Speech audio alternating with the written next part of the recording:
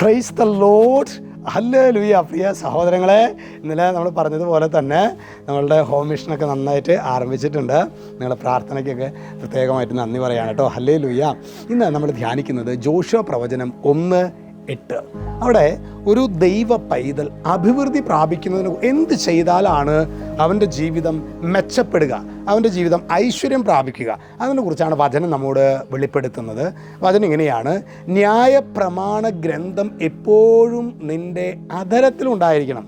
അതായത് വചനം എപ്പോഴും നിൻ്റെ അധരത്തിലുണ്ടാകണം. എന്നിട്ട് പറയണേ, അതിൽ എഴുതിയിരിക്കുന്നതെല്ലാം പാലിക്കാൻ നീ ശ്രദ്ധിക്കണം. അതിന് വചനം അറിഞ്ഞിട്ട് വേണ്ടേ. ചിലപ്പോഴൊക്കെ കുടുംബസമ്മേളനങ്ങളൊക്കെ ചോദിക്കുമ്പോൾ ഒരു വചനം പറയുമ്പോൾ ആദിയിൽ ദൈവം ആകാശവും ഭൂമിയും സൃഷ്ടിച്ചു, അല്ലെങ്കിൽ എൻ്റെ കർത്താവേ, എൻ്റെ ദൈവമേ, ഇതിൻ്റെ അപ്പുറത്തേക്ക് ഒരു വചനം പോലും അറിയാത്ത ക്രിസ്ത്യാനികളായിട്ട് നമ്മൾ മാറിയിരിക്കുകയാണ്. നമുക്കൊന്നുകൂടിയും ആ വചനം നമുക്കൊന്ന് നോക്കാം. ന്യായപ്രമാണ ഗ്രന്ഥം എപ്പോഴും നിൻ്റെ അധരങ്ങളിൽ ഉണ്ടായിരിക്കണം. അതിൽ എഴുതിയിരിക്കുന്നതെല്ലാം പാലിക്കാൻ നീ ശ്രദ്ധിക്കണം.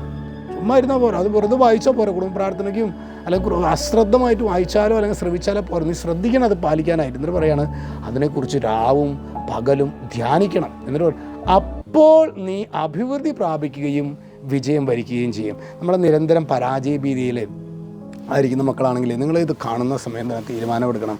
നിങ്ങളുടെ വീട്ടിലിരുന്ന് അല്ലെങ്കിൽ എവിടെയാണ് നിങ്ങൾ കൂടുതൽ അസ്വസ്ഥരാകുന്നത് അവിടെ ഇരുന്ന് ഉറക്കെ വചനം വായിക്കാനായിട്ട് പരിശ്രമിക്കുക.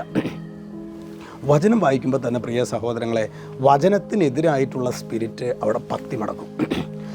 നിങ്ങൾക്കതിൽ സംശയം ഉണ്ടെങ്കിൽ മുതലൊന്ന് പ്രാവർത്തികമാക്കണം. അതായത് എവിടെ ഇരിക്കുമ്പോഴാണ് നമുക്ക് പ്രാർത്ഥിക്കാൻ തോന്നില്ല, പഠിക്കാൻ തോന്നുന്നില്ല, അല്ലെങ്കിൽ ആകെ കൂടി അസ്വസ്ഥത, നമുക്ക് അലസത, ഇതൊക്കെ നമ്മളെ ബന്ധിക്കുന്ന ഒരു അവസ്ഥ വരുന്നുണ്ടെങ്കിൽ നിങ്ങൾ അവിടെ ഇരുന്നിട്ട് ഉറക്കെ വചനം വായിക്കുക, വചനം പഠിക്കാൻ പരിശ്രമിക്കുക.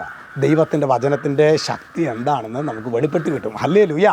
ഈശോ നമ്മെ എല്ലാവരെയും സമൃദ്ധമായിട്ട് അനുഗ്രഹിക്കട്ടെ. രക്ഷിതാവായ യേശുക്രിസ്തുവിൻ്റെ നാമത്തിൽ ആശീർവദിക്കുന്നു, ഇപ്പോഴും എപ്പോഴും എന്നേക്കും.